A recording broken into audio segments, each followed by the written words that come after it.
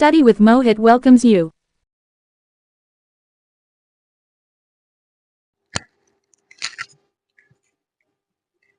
Hello दोस्तों, good morning. आप सभी को नमस्कार। कैसे हैं आप सभी? उम्मीद करता हूं बहुत अच्छे होंगे और आपके एग्जाम्स की तैयारियां बहुत अच्छे तरीके से चल रही होंगी। दोस्तों, आज जो मैं वीडियो लेके आया हूं, मैं इसमें आपको अल्टरनेटिंग करंट की, ठीक है, जो एसी हमने पढ़ा था पिछली बार, उसकी औसत वैल्यू निकाल ली थी, माध्यमान निकाला था, मीन वैल्यू। आज हम इसकी आरएमएस वैल्यू फाइंड करेंगे। आरएमएस वैल्यू के लिए डेरिवेशन चेक करेंगे, यहाँ पे डेराइव करेंगे उसे पूरे को, और मैं आपको उसे समझाऊंगा अच्छे तरीके से। और दोस्तों, आपसे निवेदन करता हूं कि जो वीडियोस, जो कंटेंट मैं आपको प्रोवाइड कर रहा हूं, तो प्लीज उसे लाइक और शेयर कर दिया करिए, क्योंकि आपके दोस्तों तक भी वो मटेरियल पहुंच जाए, जिससे वो भी अपने एग्जाम्स की तैयारियां अच्छे तरीके से कर सके। आज थोड़ा गले में प्रॉब्लम है, तो थोड़ी सी आवाज में आपको हो सकता है कुछ अलग महसूस हो, लेकिन मैं आपको पूरी कोशिश करूंगा यहाँ कि वो दिक्कत आप महसूस ना करें, आप तक ना पहुंचे। ठीक है, तो आ जाइए शुरू करते हैं दोस्तों। आज का जो टॉपिक है हमारा, प्रत्यावर्ती धारा का वर्ग माध्य मूलमान। इंग्लिश में बोलते हैं sir root mean square value of alternating current. आप सभी को पता है और आप सभी ने पढ़ चुके हैं, और पिछले वीडियो में, पिछले डेरिवेशन में भी मैंने आप सभी को बताया था कि जो अल्टरनेटिंग करंट होता है, उसका ग्राफ कुछ ऐसे चलता है, इस कर्व में चलता है। वहां पे हमने आईएम निकाला था, जिसे हम मीन वैल्यू बोलते हैं। आईएम था आपका 2I0/पाई। ये किसके लिए था? हाफ साइकिल के लिए, क्योंकि पूरी साइकिल के लिए तो जो मीन वैल्यू होती है वो कितनी होती है? 0 होती है। क्यों? क्योंकि प्लस वाली साइकिल के लिए पॉजिटिव वैल्यू मिलती थी ये, और हमने जब नेगेटिव साइकिल के लिए देखा था, half cycle, negative half cycle के लिए, तो ये आपको 2I0 माइनस की वैल्यू मिलती थी, 2I0/पाई। तो यहाँ पे जब दोनों को ऐड करते थे हम, तो 0 निकल जाता था, क्योंकि ये इसे कैंसिल कर देता था। लेकिन यहाँ पे जब आपको रूट मीन स्क्वायर वैल्यू निकालनी है, जिसे हम हिंदी में कहते हैं वर्ग माध्य मूलमान, तो सबसे पहले आपको जो आरएमएस है, हिंदी में भी इसे आरएमएस ही लिखा जाता है, IRMS, तो रूट मीन स्क्वायर होता है ये। तो सबसे पहले आप किस पे ध्यान देंगे? स्क्वायर पे ध्यान देंगे। मान लिया यहाँ पे इस पॉइंट पे इसकी वैल्यू I1 है, यहाँ पे वैल्यू I2 है, और यहाँ पे वैल्यू I3 है, ये वैल्यू इस पॉइंट पे I4 है। क्योंकि ये कर्व हर पॉइंट पे अलग वैल्यू आपको प्रोवाइड करता है, जितने भी पॉइंट उतनी ही वैल्यू अलग अलग पॉइंट पे आपको देता है। तो ये इधर जाएगा, और यहाँ पे मान लिया मैंने I5 मुझे मिली, यहाँ पे मिली I6, इसी तरीके से यहाँ पे मिली मुझे I7। तो जब मैं इसका यहाँ पे IRMS लिखूंगा इसका, तो सबसे पहले आरएमएस के नाम पे ध्यान रखना, इसे रटना नहीं है, ट्रिक मैं आपको बता रहा हूं कैसे याद रखना है। रूट मीन स्क्वायर, तो स्क्वायर से शुरू करते हैं। स्क्वायर किसका? जो आपको आई की वैल्यूज दी हुई है, इन्हें लिखेंगे हम। मैं पहले आपको एक जनरल फॉर्मूला बता रहा हूं यहाँ पे, फिर हम इसका डेरिवेशन कैसे करेंगे वो भी मैं सरल शब्दों में आपको समझाऊंगा यहाँ पे। तो सबसे पहले फॉर्मूला, I1 का स्क्वायर करिए, प्लस I2 का स्क्वायर, प्लस I3 का स्क्वायर, प्लस I4 का स्क्वायर, प्लस I5 का स्क्वायर, प्लस I6 का स्क्वायर, प्लस I7 का स्क्वायर, और अपॉन कितने नंबर हैं ये, मीन कैसे निकालते हैं? सबको ऐड कर दीजिए और फिर उसे उतने नंबर से डिवाइड कर दीजिए। तो मान लिया n नंबर है, तो अपॉन में आ जाएगा n। ठीक है, उसके बाद स्क्वायर भी हो गया, मीन भी हो गया, बचा क्या? रूट। तो आप रूट लगा देंगे इस पे, तो ये आपका जनरल फॉर्मूला एक बन जाता है। अगर आपको I1 I2 की वैल्यू दी है, तो IRMS आप इस तरीके से निकाल सकते हैं।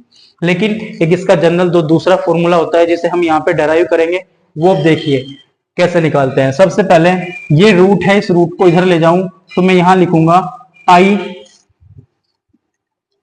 स्क्वायर RMS, और इधर टाइम पीरियड मैं 0 से शुरू करूंगा और t तक पूरी वैल्यू निकाल लूंगा, पूरे के लिए, पूरे एक साइकिल के लिए, एक रिवॉल्यूशन के लिए।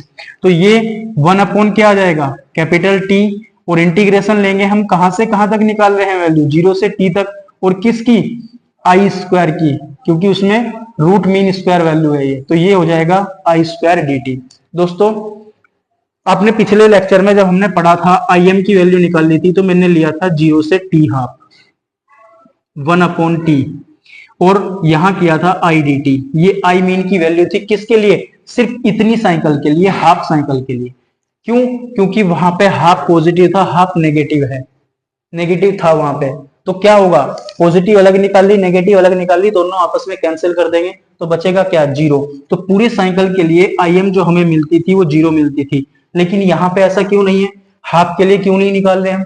ये यहाँ भी तो वैल्यू इनकी नेगेटिव होगी, I5 I6 की बिल्कुल होगी नेगेटिव, लेकिन जब I5 है आपके पास, माइनस का I5 है क्योंकि नीचे है तो माइनस की वैल्यू होगी, लेकिन जब हम इसका स्क्वायर करेंगे तो वो भी आपको प्लस का मिल जाएगा फ्रेंड्स। माइनस के I6 का स्क्वायर करेंगे तो ये भी आपको प्लस के I6 स्क्वायर मिल जाएगा। तो फिर वो माइनस होने की बजाय दोनों प्लस हो जाएंगे, ये वैल्यूज भी स्क्वायर की और ये वैल्यूज भी आपस में प्लस हो जाएंगी। तो फिर मुझे अलग अलग क्यों निकालूं मैं, फिर मैं पूरे इंटरवल के लिए 0 से t तक एक ही वैल्यू चेक करूंगा यहाँ पे। तो अब आपको समझ में आ गया होगा कि पूरा इंटरवल क्यों लिया है मैंने 0 से t तक। ठीक है, अब इसे आगे करते हैं।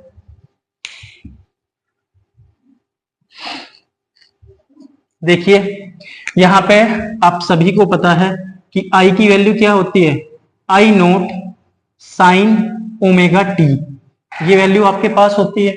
तो यहाँ पे पुट कर दीजिए इसे, ये आ जाएगा I square RMS is equal to 1/t 0 से t इंटीग्रेशन, और ये हो जाएगा I note sine omega T का स्क्वायर। ठीक है दोस्तों, अब आगे करेंगे इसे, 1/t हो जाएगा 0 से t, इसका स्क्वायर ओपन करेंगे तो I नोट का स्क्वायर, और ये हो जाएगा sine square omega T dt। यहाँ पे I नोट आपका कांस्टेंट है क्योंकि इंटीग्रेशन हम t के रेस्पेक्ट में कर रहे हैं, t के सापेक्ष कर रहे हैं। तो I स्क्वायर RMS की वैल्यू आपके पास बच जाएगी 1/T, इस I नोट को यहाँ मल्टीप्लाई में ऊपर ले आओ तो ये हो जाएगा I nought square upon t, और इंटीग्रेशन बच जाएगा 0 से t sine square omega T dt। अब यहां से इंटीग्रेशन आपको करना पड़ेगा इसका, लेकिन इंटीग्रेशन कैसे करेंगे, क्या आपके पास कोई डायरेक्ट फॉर्मूला होता है साइन स्क्वायर का इंटीग्रेशन करने का? जब भी हम साइन स्क्वायर थीटा हमारे पास होता है तो उसका डायरेक्ट इंटीग्रेशन नहीं होता है। तो फिर हम क्या करें, अब हम इसे कोस की टर्म में तोड़ लेंगे या साइन की टर्म में। साइन की टर्म में तोड़ने से तो कोई फायदा नहीं है, आपको पता है एक फॉर्मूला मैं यहां बता रहा हूं, ध्यान से देखिएगा। कोस 2 थीटा का फॉर्मूला क्या होता है, एक होता है 2 कोस स्क्वायर थीटा माइनस 1, एक होता है 1 माइनस 2 साइन स्क्वायर थीटा। तो मैं यहाँ ये लिखूं, ये आ जाएगा 1 माइनस 2 साइन स्क्वायर थीटा। ठीक है, तो यहां से साइन की वैल्यू निकालिए आप, इस वाले पार्ट को इधर ले आइए तो ये बन जाएगा 2 sine square theta is equal to cos 2 theta उधर जाएगा, ये बन जाएगा 1 माइनस कोस 2 थीटा। अब मुझे तो साइन की वैल्यू चाहिए खाली, तो साइन की वैल्यू निकाल लेंगे साइन स्क्वायर थीटा, और ये 2 इसके अपॉन में चला जाएगा, ये आपकी साइन की वैल्यू हो जाएगी। लेकिन यहाँ पे थीटा क्या है, यहाँ पे तो थीटा ओमेगा टी है, तो जब हम इसे ऐसे लिखेंगे साइन स्क्वायर ओमेगा टी, तो ये आ जाएगा 1 minus cos 2 omega T upon 2। तो ये वैल्यू हम साइन स्क्वायर की जगह पुट कर सकते हैं फ्रेंड्स। आपको समझ आया कैसे हमने कन्वर्ट किया है इसे? तो यहाँ पे पुट कर दीजिए अभी से, इसे थोड़ा सा साइड कर लेते हैं, आप इसे नोट कर लीजिएगा या बाद में स्क्रीनशॉट ले लीजिएगा। जब हम I स्क्वायर RMS की वैल्यू निकालेंगे तो मैं एक लाइन तो यहीं लिख देता हूं, आप देख पा रहे होंगे इसे, I nought square upon T, जब 0 से t इंटीग्रेशन करेंगे हम, फॉर्मूला हमारा है sorry friends, 1 minus cos 2 omega T upon 2 और इंटू आ जाएगा dt। ठीक है जी, ये 2 अपॉन में है, इस 2 को बाहर ले आइए तो ये बन जाएगा आपका I nought square upon 2t और integration 0 to t 1 minus cos 2 omega t और dt, ये पूरा एक है।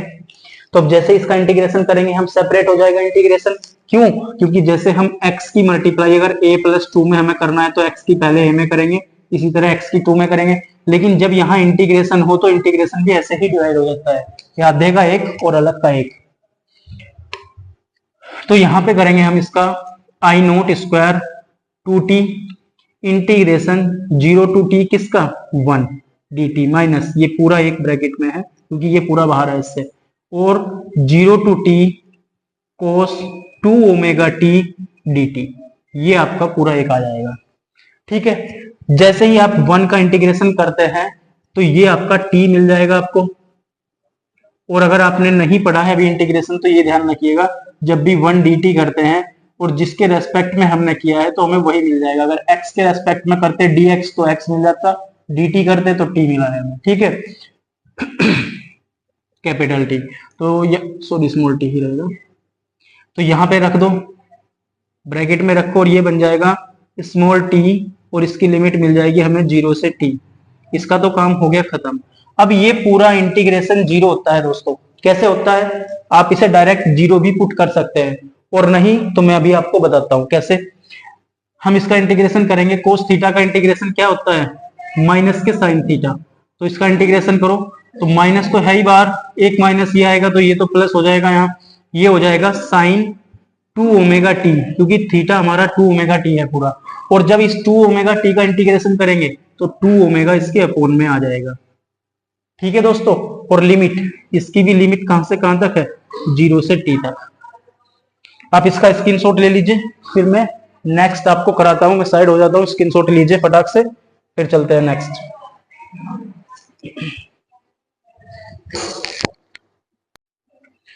तो फ्रेंड्स, हम यहां तक पहुंच चुके थे। इसमें हमने जब इसमें लिमिट रखी, आपको पता है upper limit minus lower limit रखते हैं, तो t में रखा तो t माइनस 0 हो जाएगा। इसमें लिमिट रखा तो 2 ओमेगा, t की जगह capital T upon 2 omega minus sine 2 omega into 0 हो जाएगा। अब एक बात बताइए, ओमेगा का फॉर्मूला क्या था?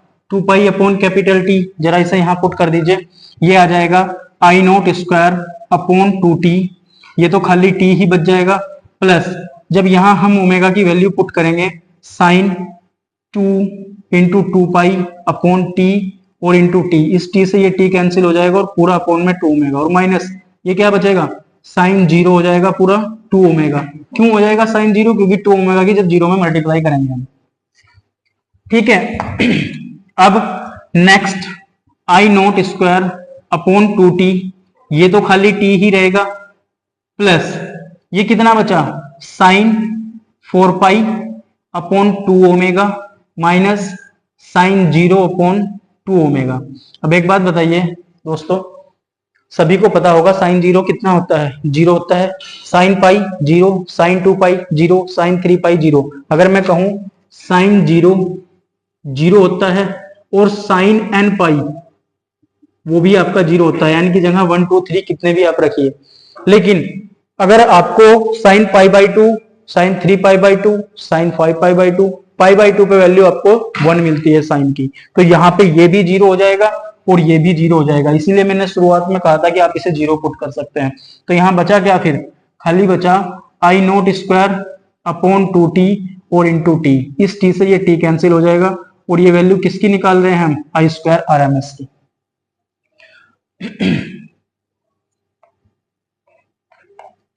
ये omega is equal to 2 pi upon T है, ये भी रख हो गया गलती से। तो I square R M S कितना मिला आपको?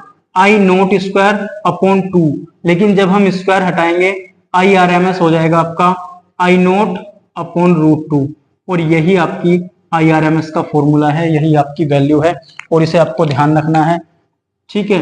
और ये मोस्ट इंपोर्टेंट है, ये पूछा जाता है 5 नंबर में आपसे, ठीक है।